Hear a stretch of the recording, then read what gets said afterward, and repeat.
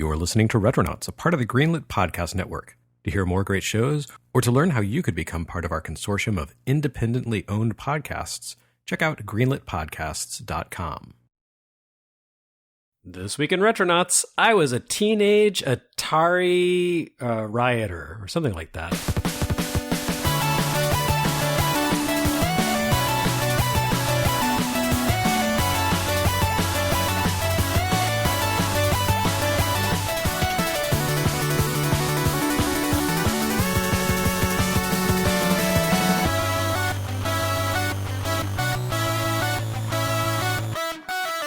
Anyway, hi everyone. Welcome to Retronauts episode. Whoa, I didn't look it up. It's got big numbers next to it. It's it would actually 800. No, it's not episode 800. But if this were an 8-bit podcast, we would definitely be way past the buffer overflow at this point. So this is episode like -20. Okay, it's episode 389. That's a lot of podcasts. I am Jeremy Parrish, counting beyond 255. And here, also incrementing with me, we have the locals from Retronauts East. Hello, gentlemen.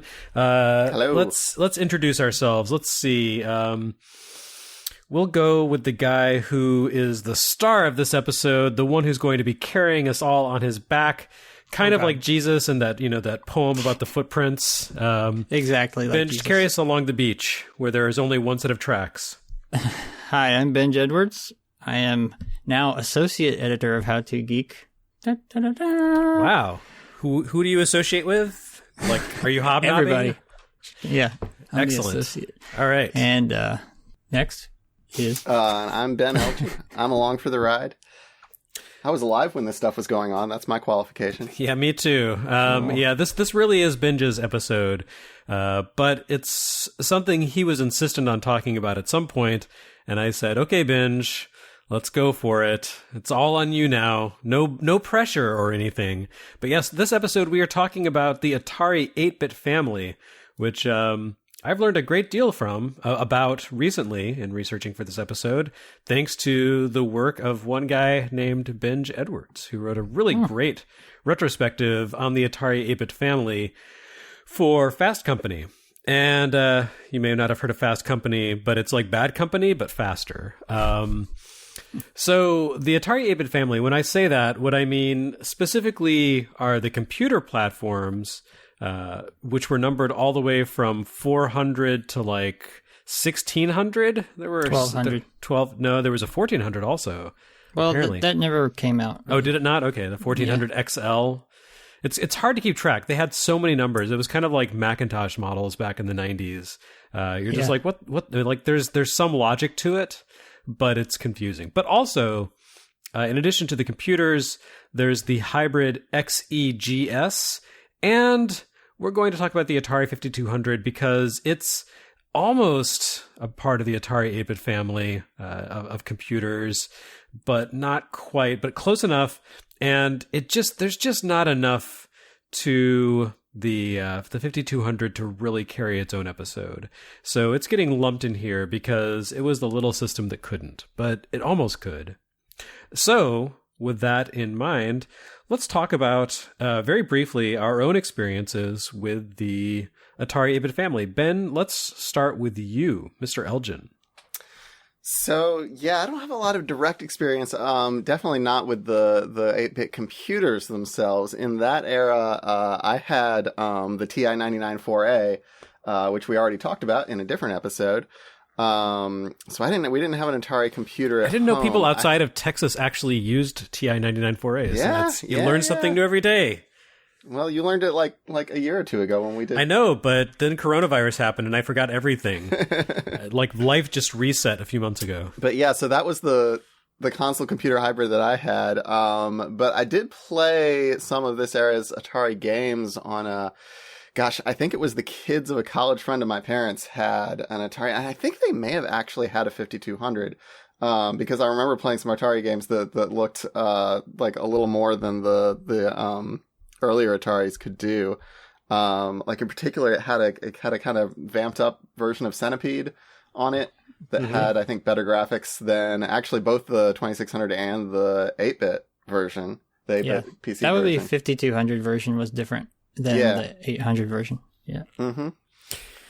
Yeah. Okay. So for myself, I have like no experience with the Atari 8-bit family. Almost no experience. My one meaningful experience was that when I was a kid, the Atari 400 system computer was one of those things that my father brought home, like as a secondhand thing.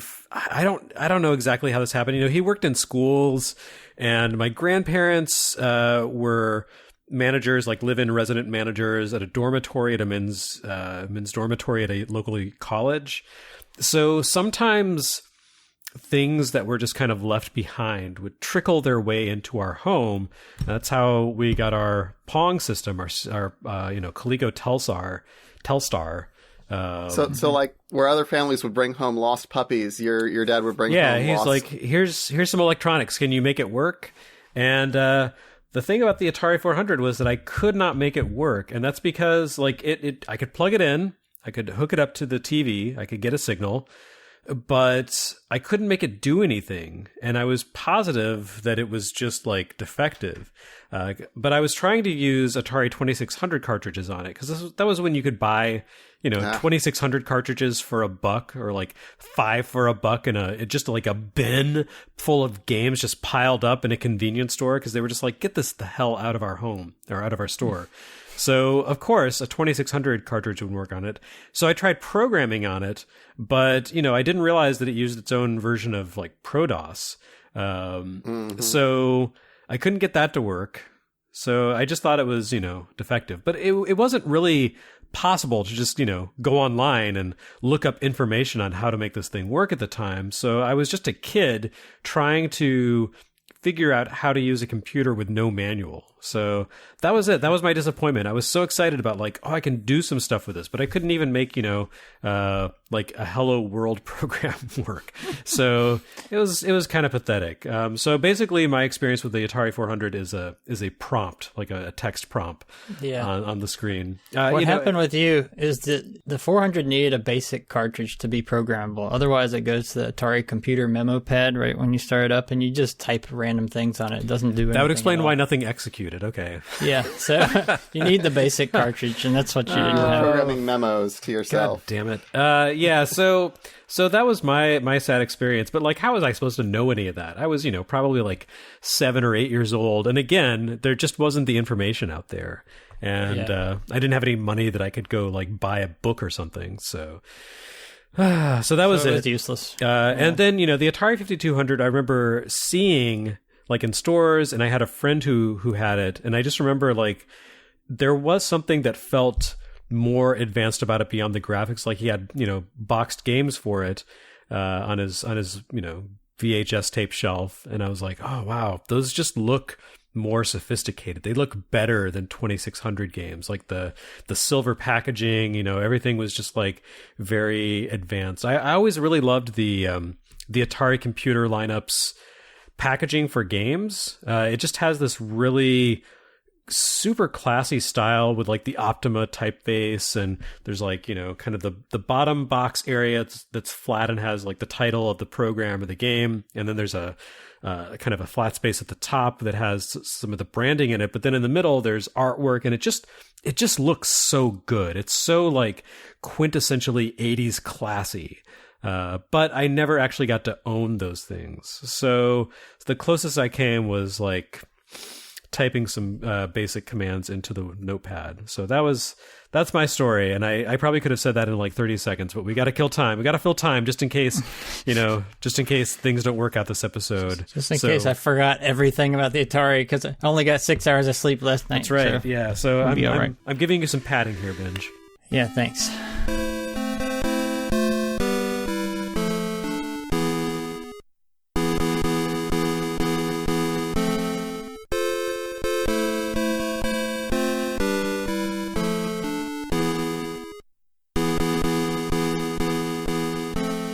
So all of that was just a vapid preamble to the real meat. Not that your contribution was vapid, Ben. Just mine. Mine was extremely drawn out. Okay, I'm going to stop digressing here and just let Benj talk about his own experiences with the Atari 8-bit family, because I know it's a platform that's near and dear to his heart, and he has a lot of formative memories of it. So Benj, take it away. Yeah, the 8-bit family is like part of my family in a way. My dad bought his first Atari 800 for my brother in 1981, the year I was born, probably just before I was born or just after I was born. And so I've had an Atari in the house for 40 years. And the funny thing is I still have that Atari 800, and my brother still has one. We got another one later, and of course, me collecting, I have tons of them now. But so anyway, the funny thing is I grew up watching my brother play the Atari 800. We always called it the 800. I think the story was that my dad first bought an Atari 400 for my brother, but my brother was frustrated with it because of the keyboard, and my dad really wanted him to learn programming on it. So he returned that and got an Atari 800 and a disk drive, and it was a lot of money back then. I found the receipt for the disk drive somewhere. It's really cool. I think it's one of my retro scans on vintagecomputing.com. But what was the total amount? Gosh, I don't remember. I could Google it real quick if you want. Okay, that's fine. Let's just say it was a few $100, and we're talking 40 years ago. All I did is I Googled Atari receipt, and mine is the first result. Okay, Atari 810 disk drive was $449. Star Raiders for $32. He ordered a joysticks for $15, but they were back ordered. So oh well. Anyway, that was July 24th, 1981. That was when I was 3 months old. A pollywog. Yeah. So my first gaming experiences came on the Atari 800. We always had it set up somewhere where we could play it when I was little. In the first house we lived in, it was either in my brother's room on a desk, which I've posted lots of pictures of that online in various places, or in our dining room on a special table in the corner. And it was always available, and my brother programmed a lot of games on it, and there was a lot of wizardry going on there I was really impressed with. Because my brother's 5 years older than me. Like literally the game Wizardry? I didn't know that made it to Apple. No, this figurative wizardry programming that really amazed me. And the first video games I ever remember playing were on that platform. So I think Atari Basketball, and Donkey Kong. I remember my brother, running around me in basketball and frustrating me and kept dunking on me over and over again. But I was very little. So it is a deep part of my life. And whenever there's these games like Earthbound and some other games, like now on Stardew Valley, they ask you to list your favorite thing. And I always put Atari 800 in there. That's just, it's such a cultural, a big cultural force in my life.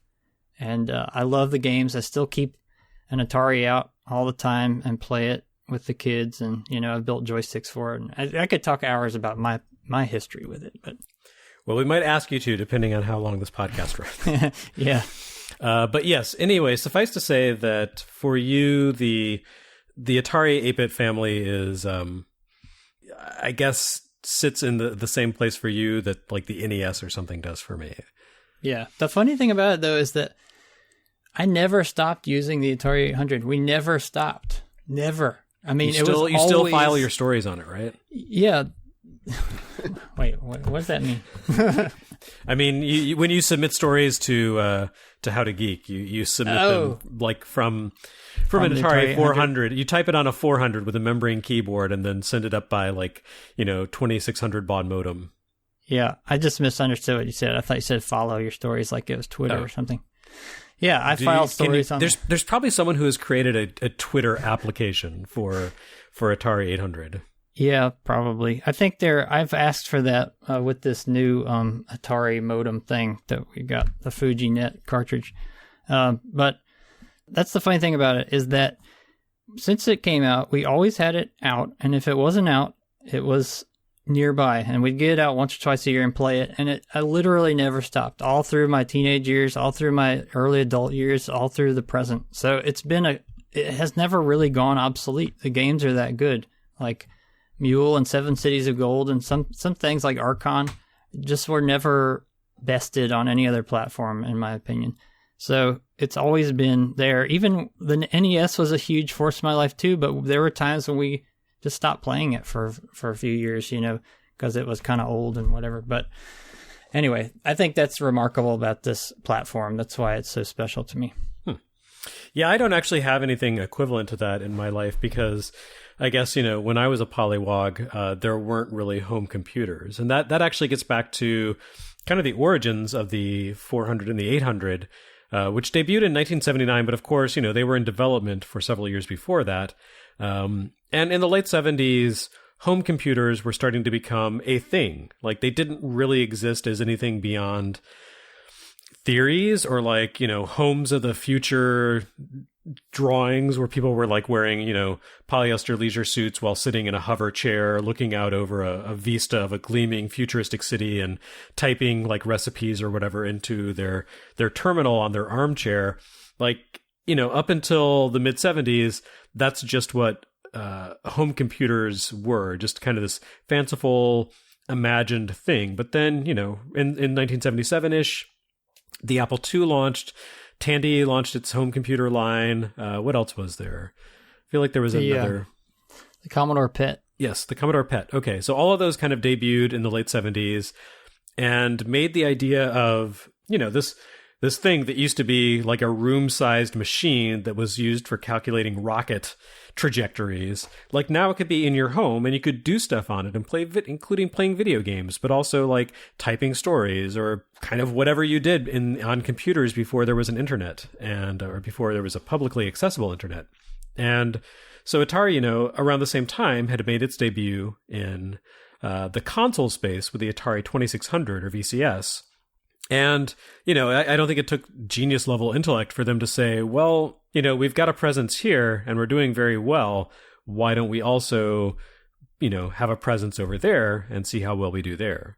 And I think at the time, the VCS was not designed for a long life. It was designed to be very, very cheap and, like a consumer friendly device that could basically play Breakout or Pong. And, when people started to do other things with it and go beyond its creator's ambitions, it kind of caught everyone by surprise. But at the time that the Atari computer lineup was initiated, the development of it, Atari just assumed, this 2600 is not going to be with us a long time, and we need something that's going to come in and replace it. And the Atari 400 and 800 were kind of part of that. I don't know, Benj, if you can shed more light into kind of the overall strategy, because I know they had a bunch of different platform concepts in mind at different budget levels, and those didn't all shake out. Yeah, see, I talked to Joe DeCure, who is one of the designers of the 2600, the game console and the Atari computer line, and he told me that the 2600 was just like Jeremy said, it was a basic bare bones thing.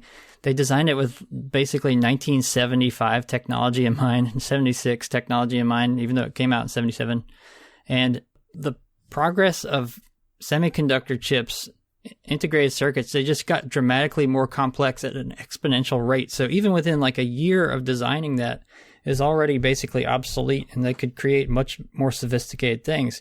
So even while they were designing the 2600, they were thinking about its follow-up to be a computer, like a full computer, or a more sophisticated game machine at the same time. And they were trying to decide, should it be backward compatible with the VCS, which is the 2600's other name, or should it be a new platform, or, what should they do? And so originally they had three plans. They wanted to do one that was an enhanced game machine that had an optional keyboard.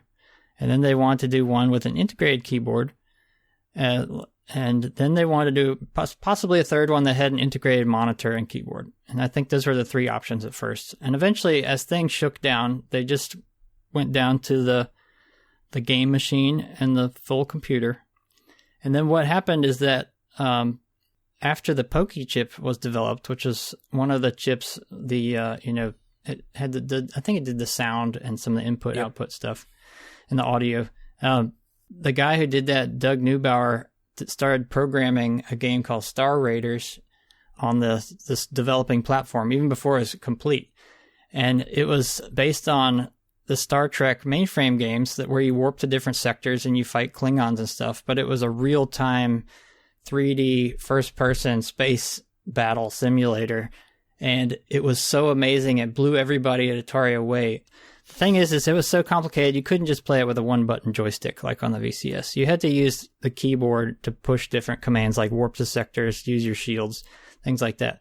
So they said, hey, we can't release this console with no keyboard because they won't be able to play Star Raiders on it. And so that's how the 400 was born, because they had to integrate a keyboard just for Star Raiders. And the funny thing is that changed Atari's history completely, that one branch. And in my opinion, that's one of the weirdest, most pivotal decisions that probably sealed Atari's fate in crashing. Instead of moving on to the next game machine quickly and iterating, they split the market into two segments where they milked the VCS for all it was worth for many, many years. And then they kept the home computer system separate, and they didn't emphasize its gaming potential for about 3 or 4 years. And it was weird because, like Nolan, one of the reasons Nolan Bushnell left Atari is he wanted to, this is what he told me, is he wanted to, the first Christmas the VCS was out, something like that, like 77 or something. It did horribly. And like the next year it didn't do very well. And he's like, this is, not doing well. Let's go on and move on to the next thing. Something better now that's more sophisticated that we can do now with the better technology. And Warner thought he was nuts because they're like, we invested all this into building this thing and everything. And they argued about it. And that was just one of the reasons, not the only reason he left, but that was one of the big things that brought it to a head. And so he left Atari because, he was disgusted with that and they were disgusted with him and so on and so forth. But that was one of the key things is he did have the foresight to see, look, we do need to keep iterating with the technology. We can't just milk this out because we won't be ready when the next generation comes with the competition.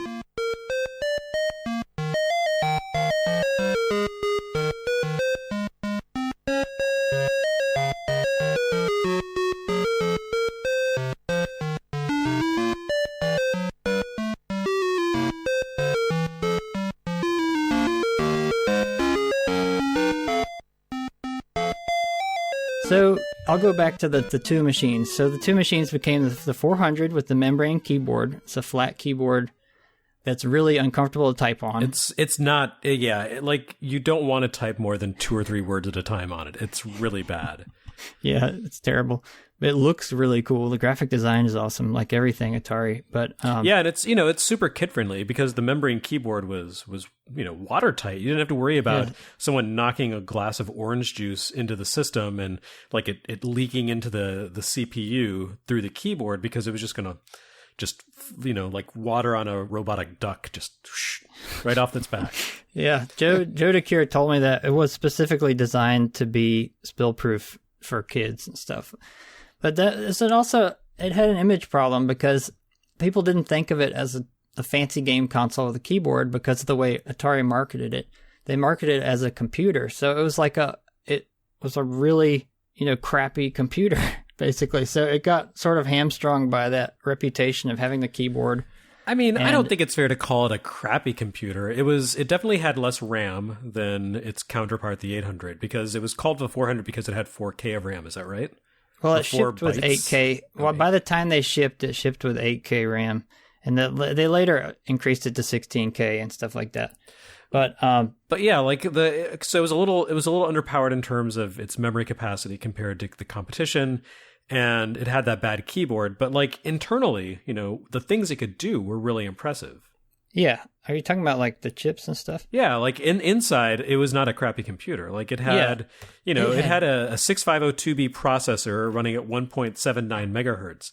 And there was another system, not a computer, but a system that came along later that had a 6502 variant running at 1.79 megahertz, which was Nintendo's NES and Famicom, which, that did pretty well for itself. So that was impressive. It had the Poki audio chip, which powered the sound hardware. It was like the sound hardware for Atari's arcade machines. Games like Missile Command and Tempest, like those distinctive, memorable sounds were from the Poki chip. It had a graphical chip that took like the concepts of the 2600's TIA video chip and basically boosted it, made it much more powerful and sophisticated. It could display 256 colors. It had 382 pixel maximum vertical resolution, which wasn't as good as some computers, but, still, you could get a pretty good text display on there and great for graphics. And it wasn't just, like text rendering. It had object rendering capabilities, which a lot of computers at the time didn't have. Like it could actually move sprites and things like that around. So, there was a lot going on for the system in 1979. Like it had a lot going for it. It was an incredibly sophisticated game playing machine. It had this incredible 4-voice audio. It had, sprite capabilities. It's basically graphical, it's like a GPU for the home computer at the time when every other computer was using software techniques to plot things on the screen. This had assistance in terms of the GTIA chip and all that. So yeah, it was amazing. But that's like, if you read my Fast Company article, it had a bit of an identity crisis because it's this really awesome game machine, but Atari was trying to market it as a really great productivity machine. But they also had this Atari image as a game company. And so it was sort of neither here nor there for a while, and until the prices dropped dramatically later. Yeah, and that it's not like that was some unique conundrum to Atari. Apple had the same problem for a long time. When the Mac launched, the Mac was amazing for video games. It had high-resolution graphics. It had a mouse-driven interface as well as a keyboard. Like, it could have done so much. But Steve Jobs was like, no, this can't be a video game machine. People will think it's a toy. It has to be presented as a heavy-duty workstation. And so they kind of downplayed the games potential of Macintosh for a long time. And it wasn't until 1998 or so when Steve Jobs came back to the company and decided to kind of reinvent the Mac that he was like, yeah, look, we got John Carmack out here. You can play Quake 3 first on our grape machine. That was, almost 15 years of the Mac, like, being this potentially great games machine, and Apple being like, oh, games, we don't know about that. Just trying to, I guess, avoid diluting its appeal to the business market and the education market, but at the same time, estranging itself from the homes market, the home computer market. Though it made for a great shareware library because there was nothing else on it, but that's a different podcast. Yeah. Speaking of Steve Jobs, if you want to learn about Steve Jobs' computer, like I've asked many people about why he didn't like video games and stuff. I did an interview with Trip Hawkins once that I think is republished on vintagecomputing.com where he talks about Steve Jobs' game, propensity to like games or not like them and stuff like that, because he worked for Apple for a little while. Mm-hmm. Anyway, that's an aside. But Trip Hawkins and Steve Jobs were both very early employees at Apple or Atari. Oh yeah. So let's see, where were we? I think the thread. You're talking about why the 400 was a crappy computer and how there was the identity crisis. And I meant, by crappy computer, I meant like not a very practical productivity machine, And that I can agree on. It was mostly meant to be used with their cassette interface. I don't even know. I guess it's possible to use the disk drive, but there wasn't a lot of RAM, so you couldn't load a lot of the games on disk. But it was a really great game machine, and it could run games off cartridge. And the 800 had the full stroke keyboard, and it had you could expand it up to 48K of RAM. I think the stock one may have shipped with 8 or 16K at first, and then you upgrade it over time by taking this panel off the back and you slide these modules in. And that was one of the coolest things about the Atari 800 is because it was the first really consumer-friendly personal computer in terms of being idiot-proof. It didn't expose any electronics to the user, unlike the other things like an Apple II. You open up the back, you see all these circuits and capacitors and things you could break off and mess with, if you didn't know what you're doing. But Atari wanted to make it idiot-proof where you could not plug the wrong thing into the wrong slot or the wrong connector. So, reading about this, I got the impression that this was also kind of forced on them by the FCC.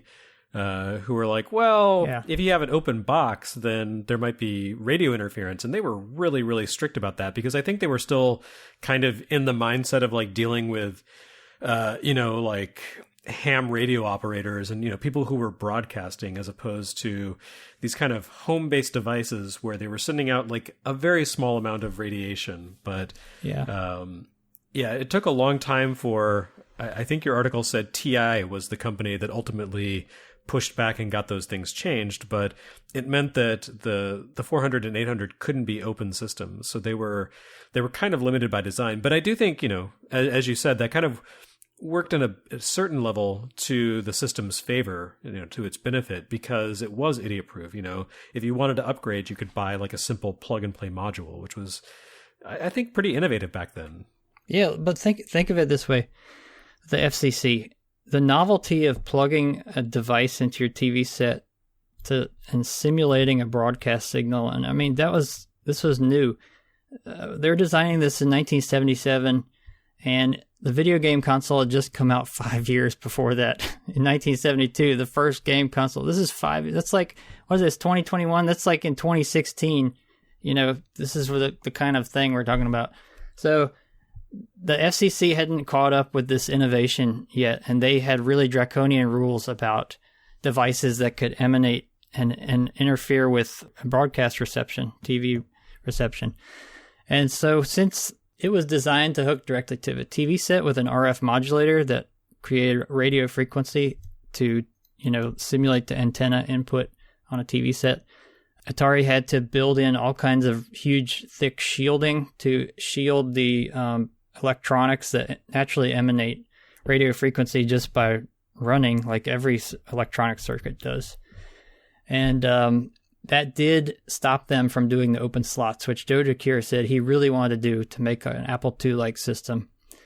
But the funny thing is that because of that, they invented this SIO, the serial interface, the serial I/O bus that was sort of like a precursor to USB for the Atari 800, in the sense that each device was an intelligent peripheral with its own microprocessor and its own address on a bus.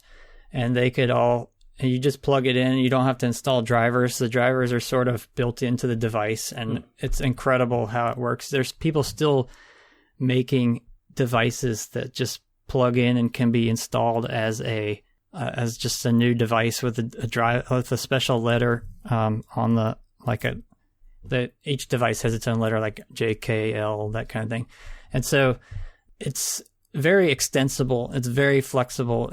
It was a beautiful, elegant design, and unfortunately it was very expensive to make things that way because the peripherals became more expensive if you have to put shielding in each peripheral, if you have to put the interface board, you have to put a microprocessor in it and all that stuff, compared to like a bare bones where Woz is building the Apple II card with as few circuit chips as possible with this basic stripped down floppy drive with barely any electronics in it, to make it dirt cheap and fast and awesome, compared to Atari has to build a whole computer into each floppy drive, basically. I mean, there's a 6502 in each floppy drive, I'm pretty sure. Last time I took one apart. So that was a commercial hamper on the system. It also played into, it really was a disadvantage later during the price wars when Commodore started driving the prices down. Atari couldn't quickly pivot to make a cheaper machine because they're very expensive to manufacture, the 400, 800 as they were.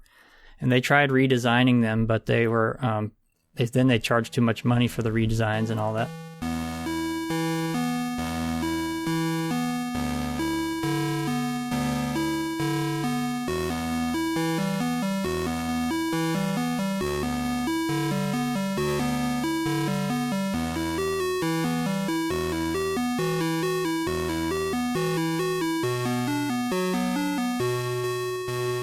Yeah, I mean that's a really big factor. Like people, I think talk about how Pac-Man and E.T. for Atari 2600 destroyed the company, but the computer line had so much more, I think, to do with the company's kind of fizzling out in the great video games crash of 1982-83, because they had so much invested in this platform. And as you said, they couldn't race to the bottom. And the Commodore 64 was definitely pushing the envelope and racing to the bottom. And they basically wiped out the competition. TI couldn't keep up and bankrupted themselves basically doing that. Atari, devastated Warner's bottom line trying to keep up. And eventually Atari was like, actually we've made things too cheap and we are actually going to raise prices on this platform soon, and kind of walked it back a little bit. But yeah, the Commodore race to the bottom was really a huge part of what destroyed the console and computer market at the time and crashed the American games industry. So, it's not fair to blame poor Howard Scott Warshaw for all of Atari's ails.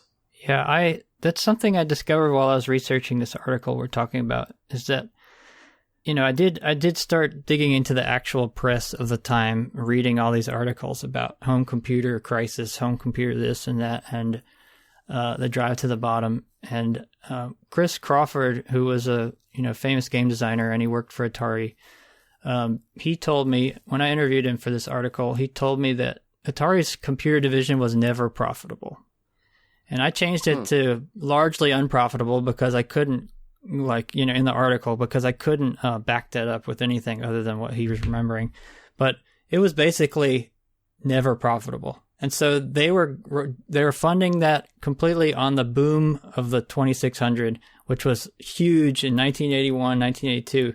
And then things started 80, 81, and some of 82. And then as the market got oversaturated because of Activision and all that stuff, making the third parties floodgates open with poor quality content. And then also, like Jeremy said, Commodore came in with the VIC-20 first in 1981, a very low price machine. And then with the Commodore 64, Jack Tramiel said, let's do an all-out war. And it was like a scorched earth war, dropping prices. And yeah, Atari and TI couldn't keep up. And then by the middle of 1983, computers that were selling for $500 were like $50, So what I read in all those articles were everybody said, why buy a game console when you can get an awesome computer for $50, So that, I think Jack Tramiel is more responsible for the crash than anybody else, other than just I think it's probably 50-50. Okay, I'll say the glut of games for the 2600, but also this thing, crashing the industry. So anyway, you're right. Yeah, I mean, it sounds like Atari was kind of working with the computer, the razor and blade model, where computers were going to be very inexpensive and a loss leader basically, and then they would make it up with peripherals and software and so forth. And originally Atari didn't open up the platform to outside publishers. It was basically all first-party publishing.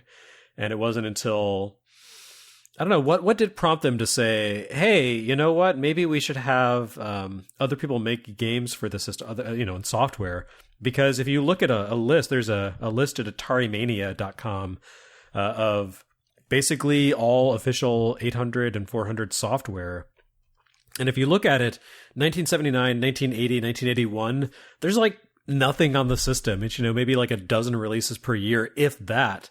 But then you look at 1982 when they open up the system, and all of a sudden it's like an explosion, and it's kind of bad timing because that's right when, the Atari 2600 market started to explode because of the integration of, or the involvement of third parties that were kind of, the door was opened to them by the courts after Activision stepped away and Atari tried to sue them.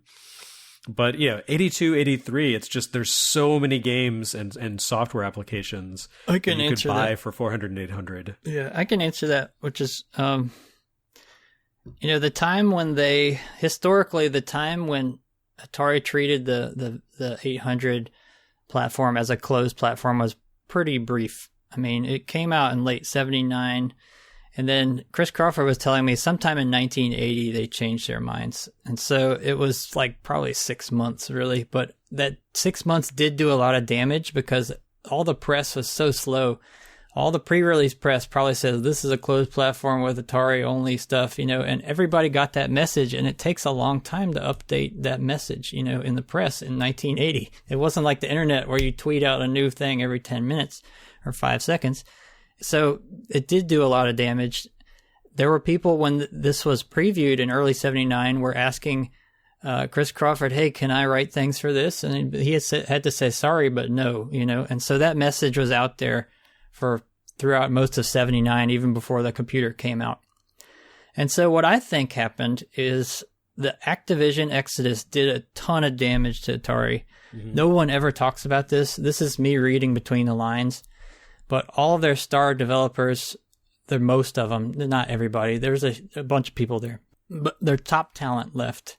Their top talent also was responsible for developing the operating system for the Atari 800 and some of its applications, like David Crane and Al Miller. They did a lot of important things for the 400 and 800 and the OS and things like that. And so suddenly, if all the people who developed all your Atari computer software leave, like, where are you going to get that software? We have no choice but to open it up to third parties, right? And so they also were looking at Apple's success. Apple was a huge press and market success after VisiCalc, and they were so open about third parties. It became like these third parties were making a gold mine on the Apple II platform, and it was bringing such a lot of strength to the Apple II platform because everyone said, hey, this platform has all these applications you can buy and use. It's a very useful machine. It's worth the money. Mm-hmm. But people looked at Atari and said, they barely have any applications, so why would I buy an Atari? And so Chris Crawford, once they got it open, the Atari 800 was open, he created a group called the Software Development Support Group within Atari, and he wrote a development Bible called De Re Atari, which means all about Atari in Latin, and it became the guide for Atari computer programming. It unlocked all the secrets of how to program those special chips and do all that special stuff. And I can't remember if De Re was in 81 or so, but look, you've already lost a year and a half or so on sitting around with that. And then Dale Yoakum, who was another Atari employee, invented this cool thing called the Atari Program Exchange too, which had a plan to solicit programs from the general public and then publish them in bare bones packaging and give the creators a royalty. So it was basically like an app store, but mail order at the time. And once those two opened up, it took a year or two after that, but the floodgates really started to open with a lot of third-party developers, indie developers making great games. But they lost some time there,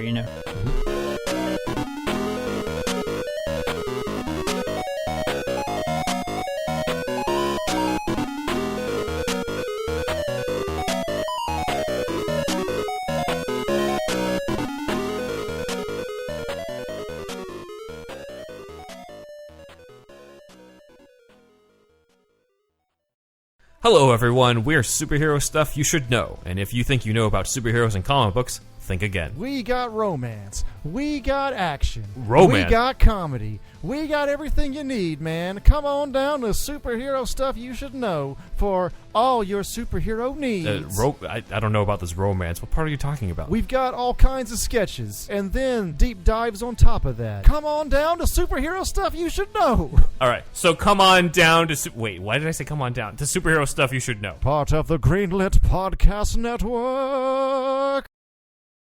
When it hasn't been your day, your week, your month, or even your year, we'll be there for you. I'm Ryan. The line is always a duck to me. And I'm Mark. How you doing? We're a podcast of two friends watching Friends, reliving every episode of the TV show in all its glory, delving behind the scenes and discussing all our favourite moments. Join us as we get reacquainted with some old friends and hopefully make some new ones along the way. Only on the Greenlit Podcast Network.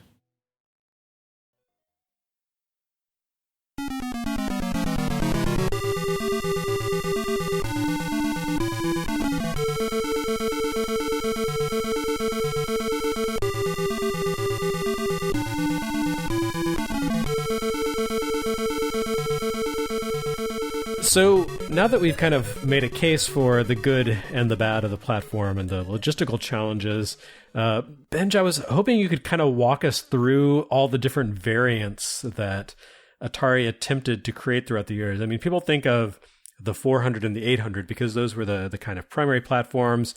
Between the two of them, they sold several million units. So really great market penetration for the time. Obviously not on par with the 2600, but, considering it cost 10 times as much or 5 times as much, it's, respectable. So they created a bunch of variant models, which some of them never came to fruition. Some of them came to fruition and the market said, wow, these are really bad. Then some of them, I think, did okay for themselves. And that kind of kept them going until they replaced their 8-bit computer line with the ST line, which is probably worth its own episode because it was a really capable system that saw a lot of kind of definitive games. And I know especially people in Europe have a lot of fondness for the ST. And it competed kind of on the same level as the Mac and the Amiga. So good stuff. But, that was 1985, and the system, the 8-bit stuff was around for quite a while and kind of, had to keep the company going during its big changeover from Atari Inc. to Atari Corp and Atari Games, the big split. Jack Tramiel coming in and saying, hey, I created Atari, now I'm going to buy it up. That was bitter. It made some Atari fans really bitter at the time, I remember. I can imagine. When you really stop and think about it, it's like someone basically wearing the hollowed out corpse of the man they killed. Terrible. Just brutal. So let's see. The first, after the 400 800, the next one was the 1200 XL, which was released in, I think, early 1983. And it had 64K of RAM. It was a simplified design in terms of less shielding, less beef to it. The funny thing, the 400 and 800 have these huge cast aluminum inner shield / heatsink things that are huge and heavy.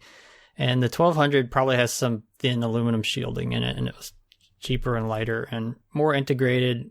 They needed fewer chips by that point because of the technology had improved, especially with RAM and things like that. So they could ship with 64K of RAM, but unfortunately, they launched it with an $899 price, and it was I think it was more expensive than the Atari 800 at the time. Yeah, I think they bumped the 800 price down because they were trying to, compete. Yeah, so everybody started, from what I read, reports at the time, a lot of people went and raced and bought 800s, because it was a little more flexible in terms of the biggest drawback of the 1200 was that it did have some incompatibilities with some 400 and 800 software, but it had a pretty nice keyboard.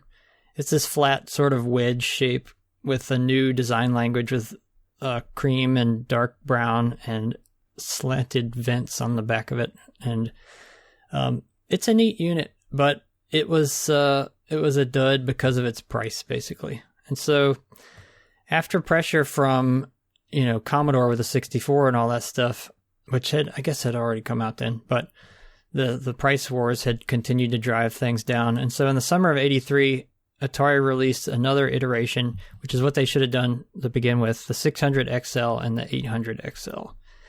And the 600 XL is sort of like a replacement for the 400, but it had a full stroke keyboard and it had 16K of RAM built into it. And the 800 XL was like a replacement for the 800. And so it had 64K of RAM, and it had most of these had BASIC built into them, and you didn't need a cartridge anymore, which was nice. So Jeremy wouldn't have been left just typing on the memo pad. God dang it. These machines are really good, really well designed. I still use it. I prefer an 800 XL. I use it all the time just because it's small, it's compact, it doesn't make a lot of heat, it doesn't, it's reliable. Has an accessible cartridge slot on the top. You just plug it in and it works great. The video quality is good, output and all that stuff, and it has the RAM you need. And I think the 800 XL is a great choice for anyone who wants to buy one of these systems now and get started with it, because most of them still work without any modifications. Which is pretty impressive 30 years later. Oh, yeah, definitely. Compared to like Macs from the 90s that all need new capacitors and stuff, this is a really good, reliable design. So where in your opinion does the XE line fall in here? Like, do you think it's good, bad, stupid? XE is kind of cool. The thing about that is those are the first from the Tramiel era, Atari Corp era Atari. So in 1985, they announced the Atari ST and these XE machines. So there's the 65 XE and the 130 XE. And the 65 XE is basically a replacement for the Atari 800 XL. So it has 64K of RAM. But these two machines have the design language of the Atari ST line. So they match it visually. And they have a slightly different keyboard and this slanted look to the buttons on the top, the start buttons and things. And they're pretty neat.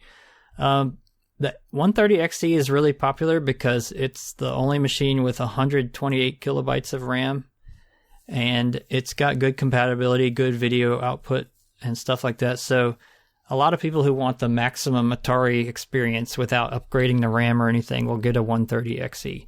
I think they're kind of expensive now on the used market, but they were more popular in Europe. So if you play a lot of European games, they will require 128K of RAM, and you'll need a 130 XE or something like that. But they were, moderately popular, not incredibly well selling, but not failures either. They sold really well in Europe, especially the XE line. And those were, supported up until 1992 when they pulled the plug on the whole thing. But then there's one more thing. There's one more. Yes, I love this one. It's my favorite. XE, the XE game system. The XEGS.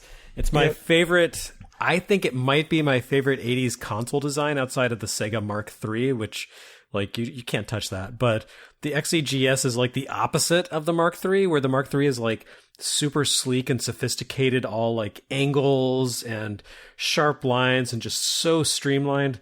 The XEGS it's also, streamlined, but it has a lot of goofiness to it. It's got 4 pastel colored huge buttons on the front of the console. It just, like, no one else made a game console that looks like this. And it's so weird and yet so, like, divinely 80s. It's a gorgeous piece of hardware. I love it.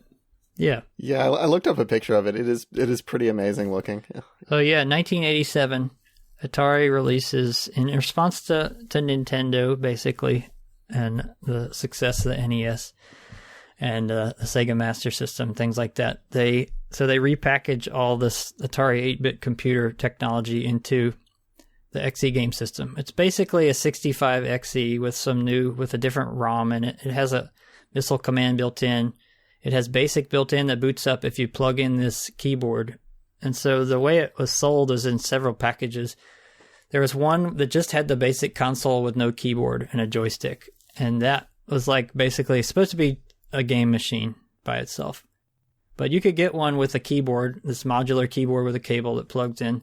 And when you plug that in, you get BASIC. And you can also use the Atari disk drives, the same peripherals from the XE line and all that stuff. So it is a hybrid computer game console, and I think it's really neat. I'm using one right now as my desktop weather terminal. I don't know if I wrote an article about that for How to Geek last year, but with the FujiNet modem, this device that people have made that lets you hook it to the internet, and someone made this weather application that always will update the weather from the internet and put it on a screen. I put a little CRT on my desk, and I have the XEGS driving that all the time. I just leave it on 24 hours a day. It sips power with this new power supply I got, and it's cool. I just turn on the monitor. I want to see, like right now it's 60 degrees outside, clear sky. I get the weather forecast right here. Nice. So your XEGS is now your Internet of Things device. That's pretty amazing. It's reliable and beautiful. I do love the pastel buttons too. Some of my friends in the Atari community don't like them, but I like them. They're pretty great. They don't know anything. But the thing is, the XEGS, was such a boneheaded concept because Atari had just launched the year before a console to compete with Nintendo and Sega Master System.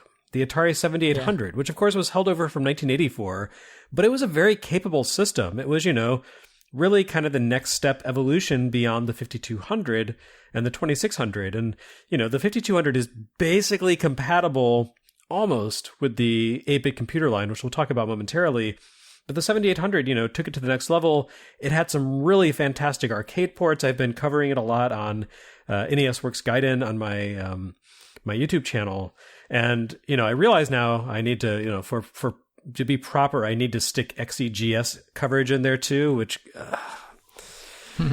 Anyway, Good luck. The thing is, so you had the XEGS, you had the 7800. At the same time, Atari was still supporting, to some degree, the 2600, which saw games released for it until like 1991. Wow. And the 5200 was still getting some kind of flagging support. So you... What were they thinking? Were they thinking? You also had the Atari ST, and then you had, various other computer lines, the XC65, 130, etc. All of these were Atari products on the market. There wasn't that much cross-compatibility between them. You could play 2600 games on 7800, okay, and you could play XE games on XEGS, and I think there was some cross-compatibility between 5200 and XEGS, am I right? No. No. Oh, God. Why? And of course, the ST couldn't do anything with any of that. No, yeah. And then, in 1989, you got the Lynx. So I feel Atari from 1983 on, everything they did was reactive. It was a reactive product to some kind of perceived market need. And I think that's why they did such a scattershot approach that didn't have any overall strategy. The redesigns to begin with, the 1200, 800 XL, 600 XL, those are all reactions to the price wars and Commodore and all that stuff. And the XE line was, I don't know, just to make a new design language. The ST was a reaction to the Macintosh. The 7800 was, held over, but they only released it later because it's a reaction to Nintendo and things like that.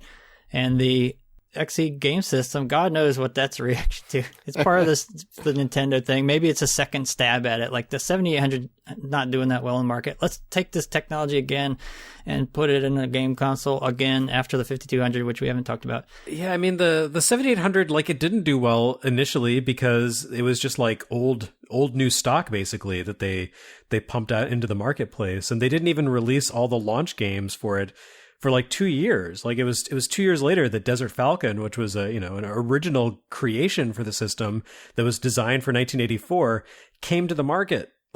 Yeah. If they had released the 7800 in 84, it would have been a much smarter move. Well, I mean, the market at that point was, retailers would have said, no thanks. A game system? Yeah, go to hell. Yeah, sorry. In an alternate universe, had things been better, that would have been a good... If not for Jack Tramiel. Yeah. 84 was super dead. In fact, there's a funny thread on Twitter. I was talking to, we were trying to discover games released in 1984. You mean console games? Yeah. Because there were lots of PC games, but yeah, if you look at Computer Entertainer magazine and the video game update newsletter that was contemporary, the contemporaneous publication, there were entire months where no new console games were published for any system, even though there were all these platforms on the market that you could still buy at retail. People were just not making new games. It was all just, clearing out stock.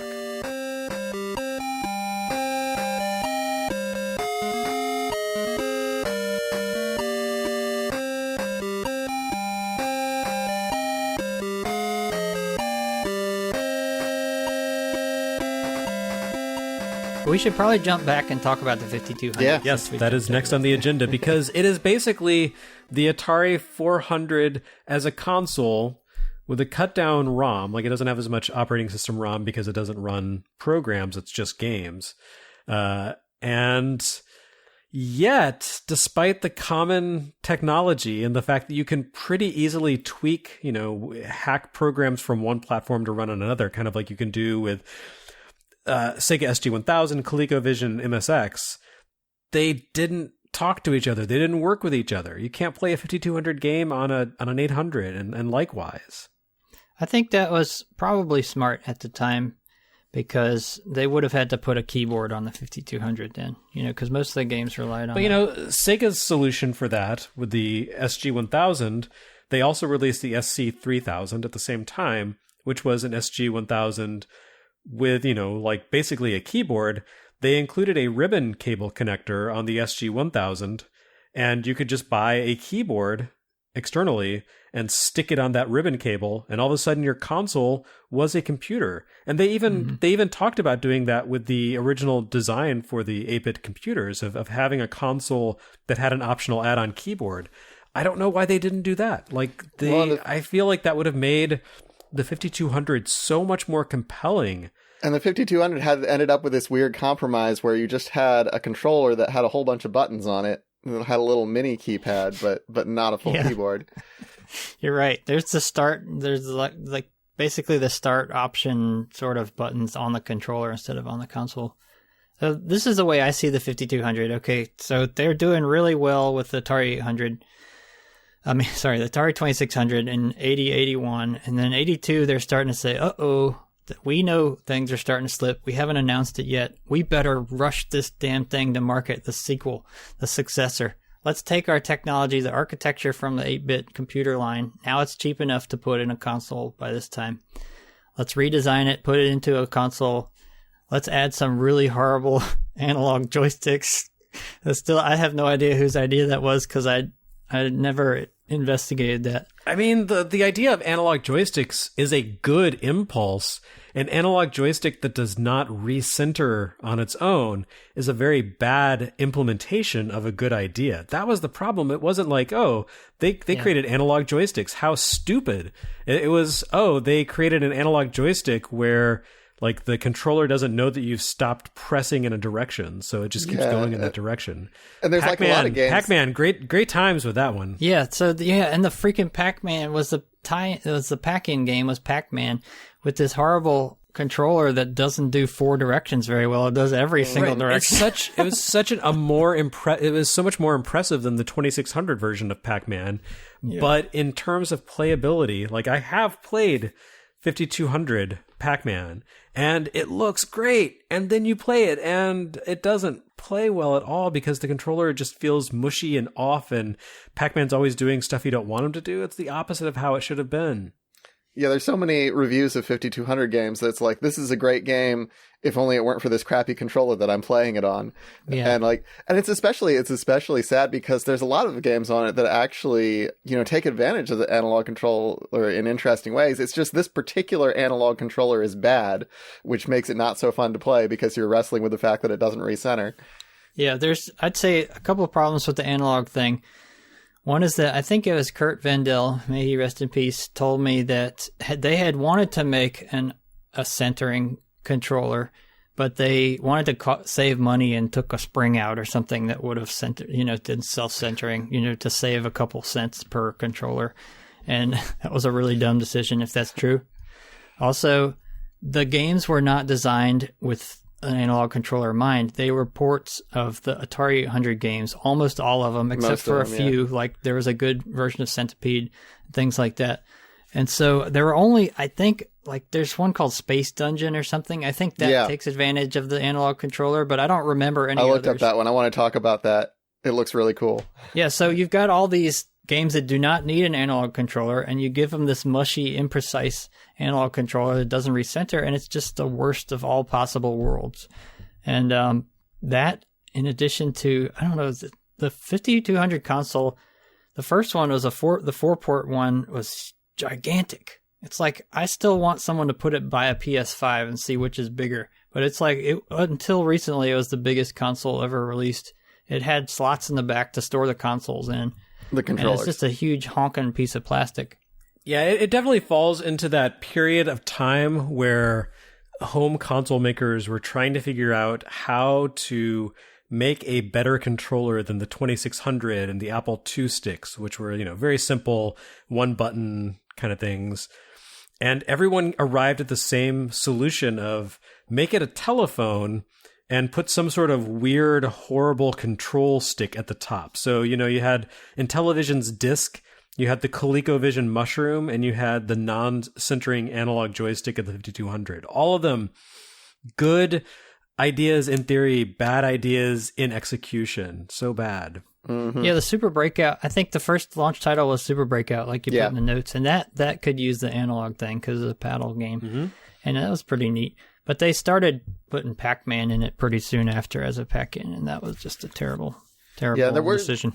There were several games that were like basically twin stick shooters or variations on that concept, which took advantage of multiple directional sticks. But again, the actual stick's so clunky, like makes it tough to pull off. Yeah. One of the essential accessories is one of these converter boxes like I have that lets you use an Atari 2600 joystick on the 5200. But at that point, you're playing all the same games as you'd play on the 800 computer, basically.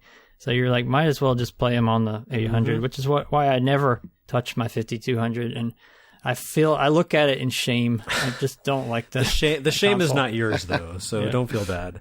No, we've been just bagging on the 5200, but there were some things that were appealing about it. I mean, it was a home console that basically had a home computer inside of it in 1982. That's very impressive. Like, compared to the Intellivision or even the ColecoVision, it really, it was a very capable machine, even with the smaller ROM. It had, much more capable graphics than the 2600, but it's still, because it used that same sort of by scanline object-based drawing system as the 2600, but advanced, it still had the Atari look, which is something I can't put my finger on exactly, but it's even there on the 7800. There's just a look about these systems, and you're like, that is an Atari console. Hell yes. Yeah. It had great arcade conversions. The interface, the control stick issue aside, by far some of the best conversions of arcade games to be found in the era. Like, ColecoVision had some really great conversions too, but Coleco could only really get the second stringers aside from Donkey Kong. So they were kind of the B tier games, whereas the 5200 was on par with the ColecoVision in terms of power and in terms of, how it expressed that for arcade conversions. But, they were dealing with A-tier games like Missile Command, Breakout, Pac-Man, Ms. Pac-Man, Frogger, that sort of thing. Stuff that Coleco just couldn't get because Atari had locked up the rights. Yes. And also, it looked great. Yes, it was a very big system, but it was so sleek. The 2600 is this kind of comfortable piece of 1970s wood grain home stereo equipment. You put it there, on your deep shag orange rug, and it's just like, yeah, it belongs. But the 2600 says, no, baby, the 80s are here. We are in a new decade. It's time for some cocaine. You can just do lines right off this sleek, flat surface. Just snort it up, my friend. You and John DeLorean, you're going to have a great time tonight. And, it looks great. It's a great looking system. It's very powerful. It has some really cool tech innovations kind of running behind the scenes. You can run the system off, power it from the RF switch on your TV. So you don't have to have this bulky separate brick. Yeah, I didn't even know that was And it had possible. automatic switching from the TV when you turned it on. That's so cool. You didn't have to fuss around and go to the back of your TV and switch that little RF converter from TV to game. They really put a lot of thought into many of the elements of the system. They just really missed the ball in some big, seemingly in retrospect, obvious ways. And it's frustrating because I think there is the potential for something really amazing here that just didn't happen. Yeah, I agree. That's my impassioned rant. Yeah. It also was released at the absolute wrong time because of the market crash. It killed it too. It didn't have the chance to come into its own as a platform with really dedicated 5200 games that took advantage of the controller or any unique properties of the system. So that's what I think about it. It has this, we didn't mention, I don't know, the controller has a numeric keypad, and they did use that as a stand-in for extra input from Atari 800 games, and it has a pause button on the controller, which is neat. That was pretty innovative at the time. And I would say the nicest thing about the 5200 is that it ultimately received, in terms of official software support, 69 games.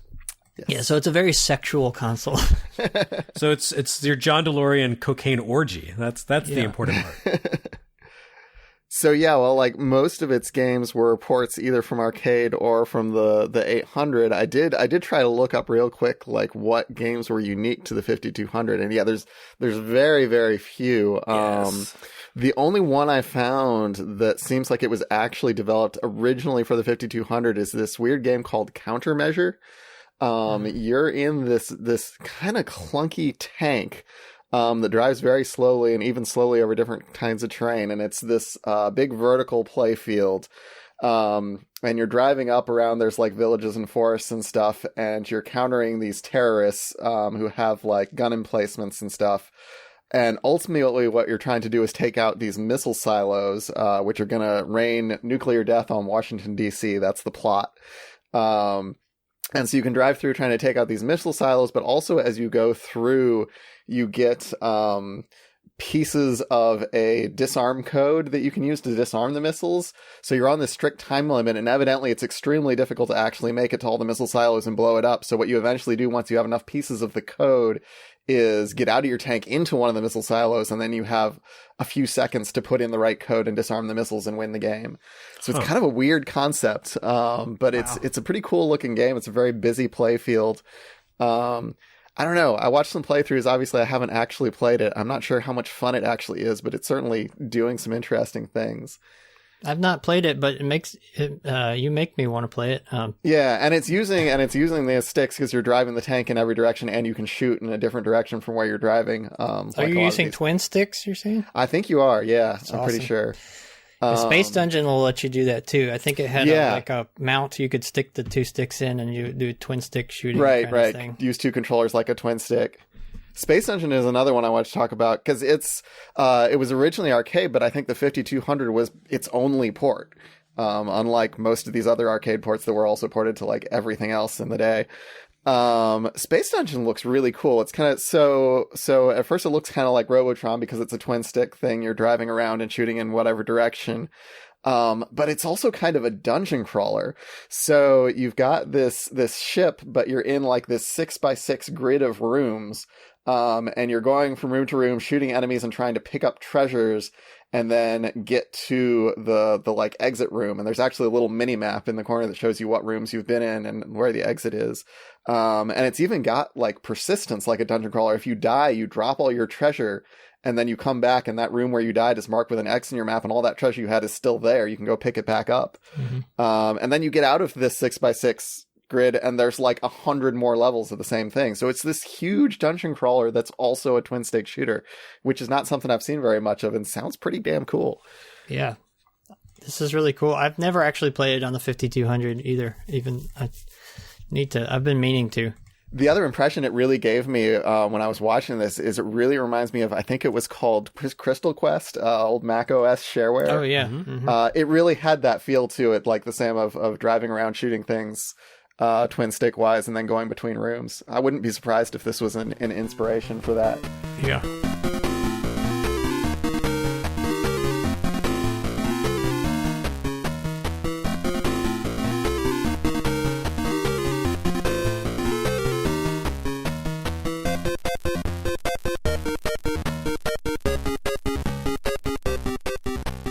All right, so we've got like 10 minutes left. So I think we do need to talk about the most important or, significant games on Atari 8-bit home computers really quickly. Mm-hmm.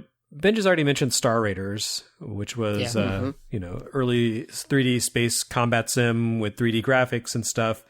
But, you look at the other games that debuted on the system, you had Lucasfilm Games begin its legacy.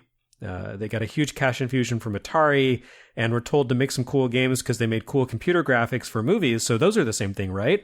And they said, okay, we'll take the challenge. And they came up with Ball Blazer, an amazing, for the time, first-person perspective sports game, split screen, very kind of confusing at first, but very technically impressive. And Rescue on Fractalis, a procedurally generated first person like space or not space shooter, but canyon shooter. Canyon shooter basically, right? Yeah, so you're like flying around and it's all generated on the fly. So very impressive. It kind of seems like a first-person defender because you're going around rescuing troops off the ground while flying through this. But they've got, as the name implies, you've got this fractally generated landscape, which is really cool. The Eidolon was like the same thing, but inverted. So they took the technology from Rescue and Fractalis and they turned it upside down. And instead of flying through a cavern, you're going through caves, and it's like a first-person dungeon crawler, basically. And it's insanely technically impressive. And for some reason, I did not have those games back in the day, but if I had had them, I would have really loved them. They're so amazing. I think they came out later. So, by that point, the market had kind of shifted. So that might have been why you missed it. But you also had, this is where Spelunker came from, a game that kind of took on a life of its own in Japan when it made it to Famicom. But, it had a pretty good following here in the West. And then, kind of came back and became notorious decades later when Derek Yu and Mossmouth adapted the concepts into basically an action roguelike, Spelunky. Yep. You had, was this the platform that Mule was originally created for, not Apple II? Yep. Mule is the greatest. Tell us about it, Binge. Well, Danny Buntenberry created Mule, and it's a strategy game for 4 players that's about a battle for resources on a planet you colonize. You land on a planet in the beginning, and each colonist has their own character that looks like a robot, and then you battle over squares on a map, and each square has its own properties. Like a mountainous square has its own sort of resource on it, and water-based square has another one, things like that. And you harvest them by using mules, multiple use labor elements, which are these donkey-looking robots that you buy at a store in the middle of the map, and you place them on these grids, squares, to mine crystite and all those different things. And so it's the coolest thing about it is that 4 people can play at one time, and the 400 was notable for having, and the 800 for having 4 joystick ports on the front. And even though Mule is a turn-based game, there's this one mode of the game where you do this real-time trading where all 4 people are moving their characters up and down to set a price to buy and sell goods in real time, and there's a time limit. And with the sound effects in the background and ticking down, it's really high stakes, kind of stressful and fun and exciting. And so there's a lot of depth to this game. It's timeless. It's just a timeless strategy. It's sort of like a board game with some action elements just in terms of the trading to it. And it's a classic. It's one of the greatest games of all time, in my opinion. I think I rated it as number 2 or 3 or something in my greatest PC games of all time when I did that a long time ago. And another game done by... Well, actually, I have a question about Mule. Was the original version of that for Atari systems, was that modem capable, or did that come later? No, it's never been modem capable. You're thinking of Modem Wars, which was a different game done by Danny Berry. But it also starts with an M, so that was just her thing, I guess, was multiplayer competitive stuff. Okay. Yeah, well, I mean, she was a very innovative designer, obviously. And this was under the Electronic Arts label back when they were like, artists, electronic arts. We should celebrate our creators and do amazing things. Yeah, Electronic Arts was really cool back in the day. They don't have a great reputation now, but when they first started, they published a string of really amazing games. Like Mule, Archon, One-on-One, 7 Cities of Gold, One-on-One, the Pinball Construction Set, and various other things. And they treated, it was Trip Hawkins' vision to treat the artists like musicians. And so each one would look like an album. Each game is in this flat pack, like a square, like a record sleeve. And they have the names of the designer prominently on the label. And which was a big departure for back then. Yeah, it was a big departure, and I think that started in 84. I don't know. I did a big thing about Trip Hawkins once, and that's what I mentioned earlier. Didn't Activision do that with like David Crane and that sort of thing? Yeah, they did. They did that. So it was riffing off of Activision's thing, but taking it a little bit further with artsy label designs and things like that. Got it. So another thing they did, another Ozark Associates, which is Ozark Associates developed Mule, and they developed also the Seven Cities of Gold, which originated on the 800, which is another one of my favorite games of all time, where you are a Christopher Columbus type explorer coming from Europe to the New World. And you explore, you interact with native tribes, you trade, you do things like that. But the coolest thing about it at the time was that you could generate a completely new continent every game if you wanted to. It would be procedurally generated.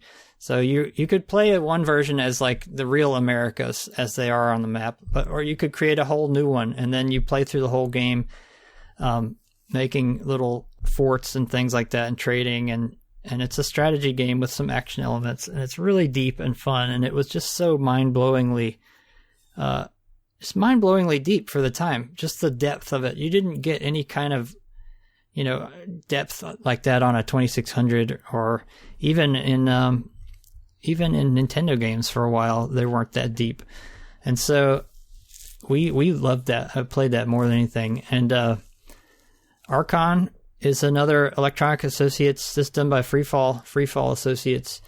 This is my brother's favorite game. He still loves Archon. So it's like a action chess game.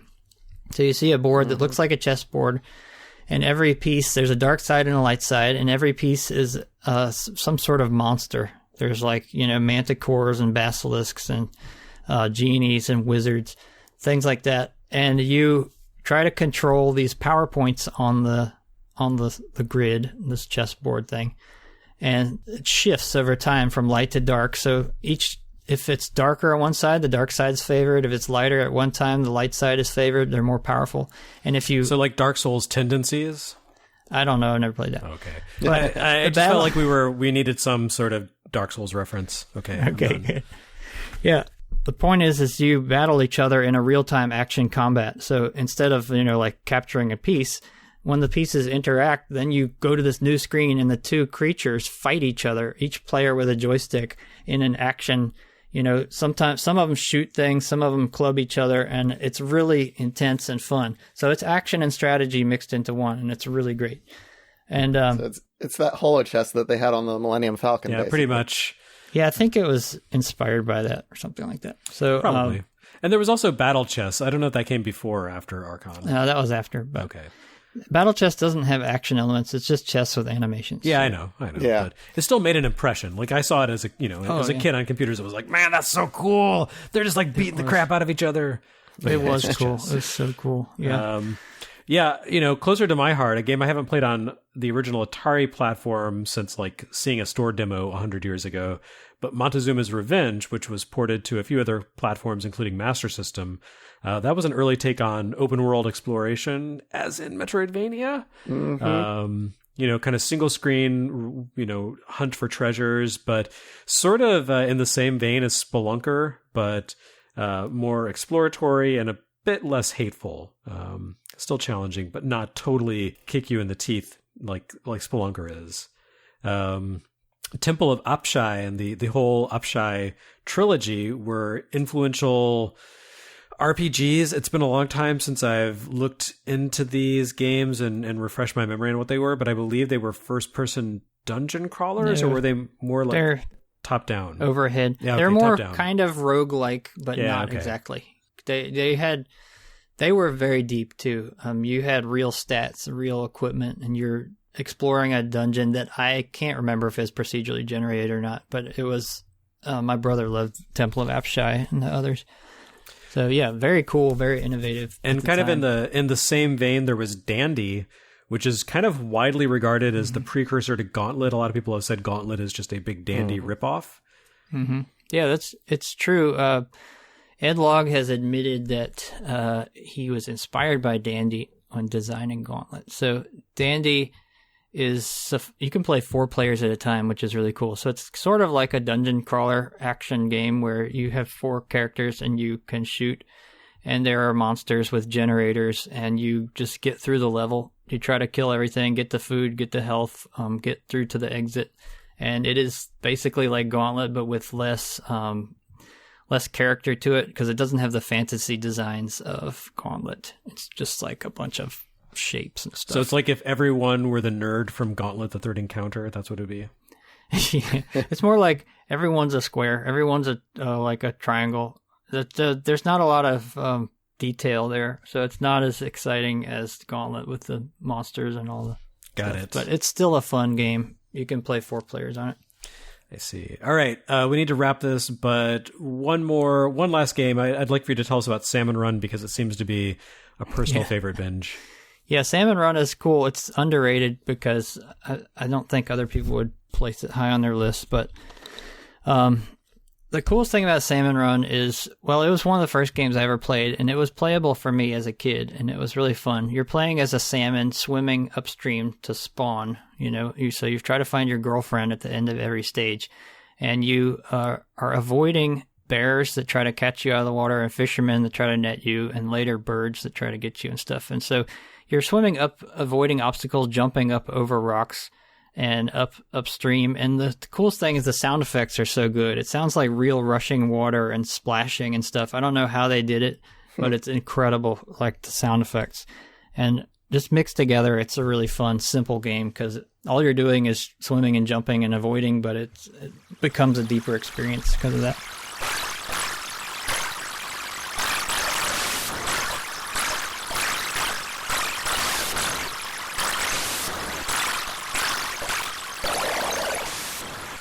So, I'm actually really regretting my opening filibuster now because this turns out to be a really fertile topic. I was, kind of worried about our ability to help Binge give a full in-depth discussion. But yeah, this has been, I think, a great conversation. And really, there's probably enough about the Atari 800 line or the Atari 8-bit line that we can revisit the topic someday and go into further depth and explore other facets of it.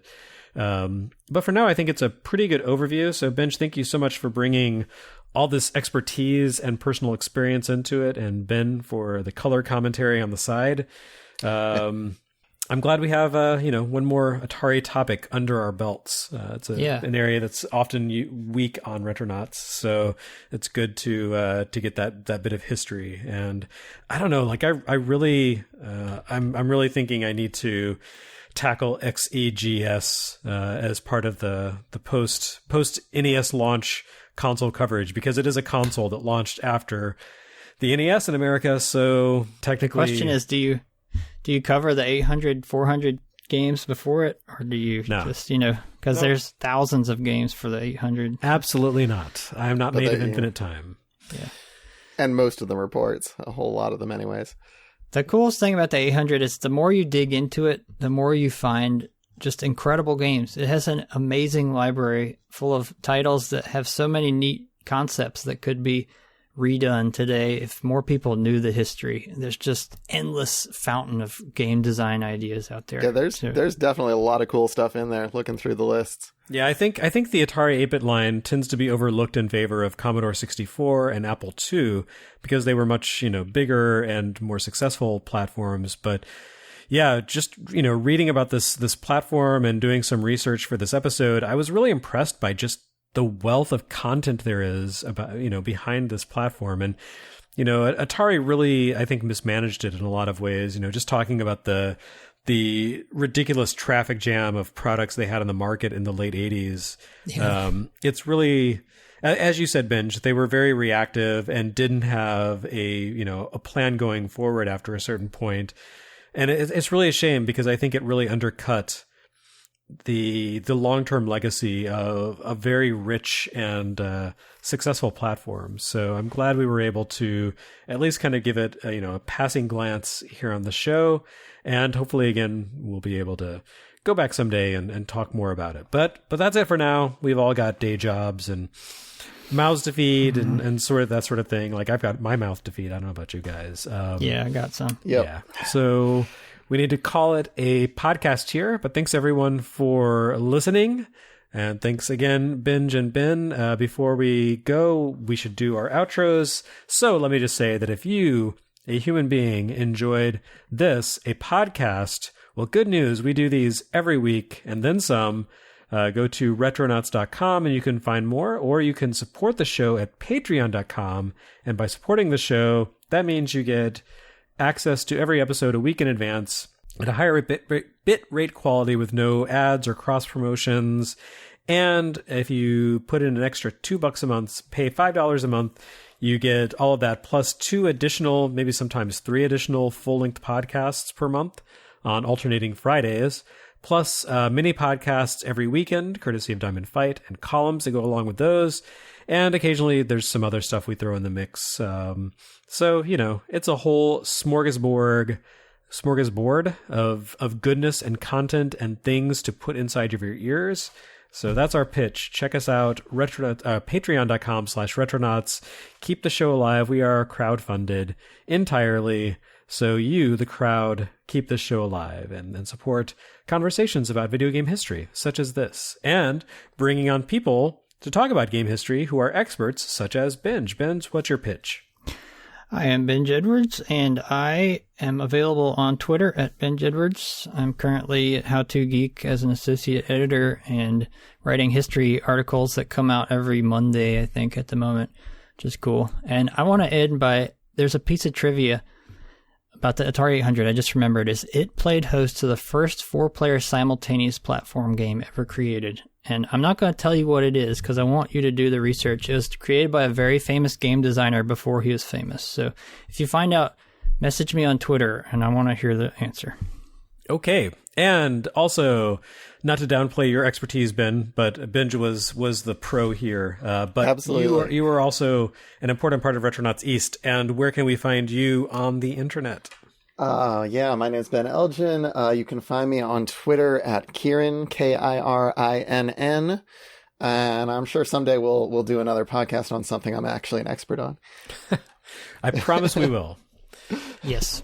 All right. And finally, you can find me, Jeremy Parrish, on the internet doing stuff at Limited Run Games, which is my day job, doing stuff at Retronauts.